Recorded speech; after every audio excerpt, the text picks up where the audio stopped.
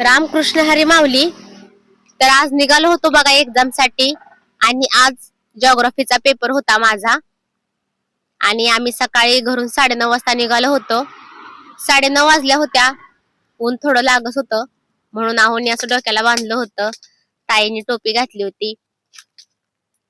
दादा ताई आम्ही सगळे निघालो होतो आणि आमच्या घराजवळून आम्ही एका कॅनेल पासून निघालो होतो बघा.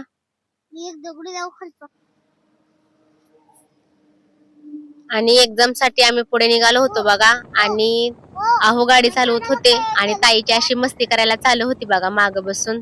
छान अशी टोपी घातली होती तिने आणि जाता जाता इथं महादेवाचं मंदिर आहे बघा. आम्ही लांबूनच नमस्कार केला आणि नंतर आम्ही पुढे गेलो. इथं बघा हे सिंहगड इन्स्टिट्यूट कॉलेज आहे. खूप मोठं कॉलेज आहे हे. नंतर आम्ही पंढरीमध्ये पोहोचलो. हे आपले श्री विठ्ठल. देह विठ्ठल विठ्ठल झाला. हे आपल्या पंढरीचं दर्शन बघा माऊली.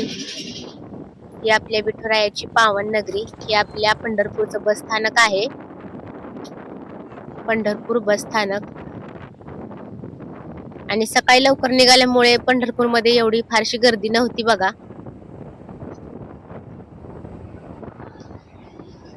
खूप मोठं आहे आपलं पंढरपूर आणि जिकडे तिकडे तुम्ही पाहू शकता किती स्वच्छता आहे पंढरपूर मध्ये. अजून दुकानं वगैरे उघडली नव्हती बघा. आणि इथे बघा आपली पंढरी नटलेली बघा. इथं माऊली डोक्यावर तुळस, इथं झेंडा, इथं हातामध्ये विणा, इथं या चिमुकलीच्या हातात टाळ, डोक्यावर विठ्ठल रुक्माईची मूर्ती. असा आपल्या हा पंढरपूरचा देखावा अगदी डोळ्यात साठवून ठेवावा असा. आणि नंतर आम्ही आपल्या चंद्रभागा नदीकडे आलो. आपली चंद्रभागा नदी आता पाणी पूर्णपणे आटलेलं आहे बघा उन्हाळ्यामुळे आणि वारकऱ्यांची गर्दी पण नाही. ऊन खूप पडत आहे आणि त्यामुळे दर्शनासाठी माऊली जास्त वारकरी काही येत नाहीत. तरी देखील थोडीशी गर्दी आहे तिकडे पुंडलिकांच्या मंदिराकडे. इकडे हे बघा हरे कृष्ण धाम आहे. पाणी बघू शकताय नदीचं किती आटलेलं आहे. इकडे देखील पाणी आटलेलं आहे.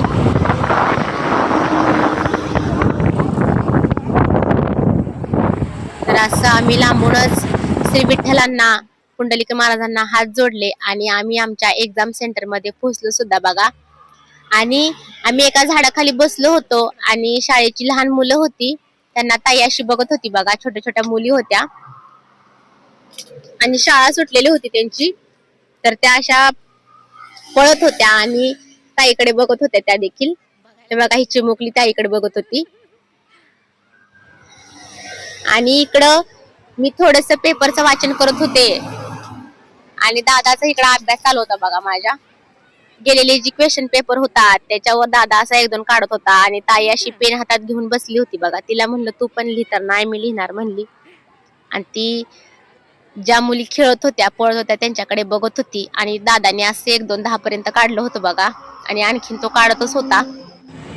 नंतर मग मी त्याला असं आई लिहून दिलं तर ते पण तो काढत होता बघा.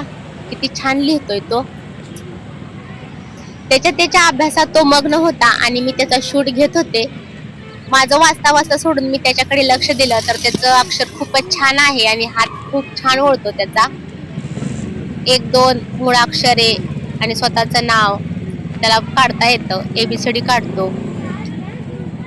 खूपच हुशार आहे दादा आमचा. आणि इकडे बघा आमच्या ताईचं चष्मा घालून असं मम्माचं लाड करायला चालू होतं कारण दादाचं कौतुक केलं ना म्हणून आता ताईचं असं मम्मा सोबत लाड करायला चालू होतं.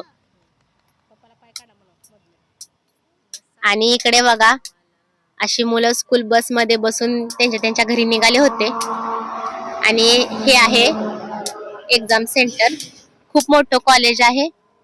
इथं आज पेपर देणार आहे मी जिओग्राफीचा. बघू शकताय तुम्ही कॉलेज भोवती किती झाडं आहेत छान. आणि इकडे आमची चिऊ अशी पळत होती बघा. त्या मुलींना बघून तिला देखील उत्साह आला होता आणि ती अशी पळत होती बघा. आणि नंतर मग मी एक्झामचा टाइम झाला म्हणून माझं सगळं आवरून घेतलं, पेन घेतलं, पट्टी, पेन्सिल, पॅड, आयडी कार्ड घेतलं आणि मी एक्झामसाठी निघाले होते बघा. आणि दादा ताई बाय करत होते. पेपर झाला माझा आणि नंतर आम्ही घरी जाण्यासाठी निघालो होतो आणि वाटेत असं ऊसाचा थंडगार रस घेतला होता बघा पिण्यासाठी. खूप ऊन होतं आणि आम्ही एका ठिकाणी असं बसलो होतो. मस्तपैकी थंडगार ऊसाचा रस पेला आम्ही.